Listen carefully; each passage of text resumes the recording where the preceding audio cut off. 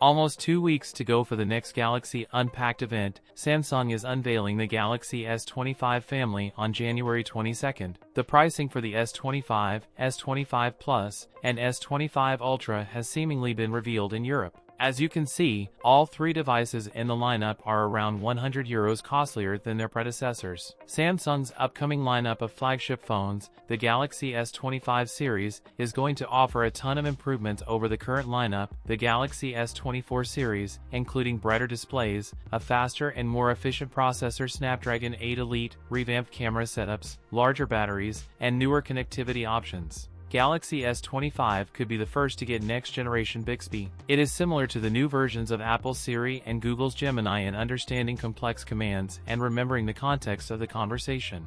Samsung launched Galaxy S25, Galaxy S25 Plus and Galaxy S25 Ultra, and Samsung Galaxy S25 family to give you free Gemini Advanced. This is the paid subscription version of Google's AI, and it's normally going to cost you $19.99 per month. That's it for today's video. If you enjoyed it, don't forget to like, comment, and subscribe for more content. Thanks for watching, and I'll see you in the next one.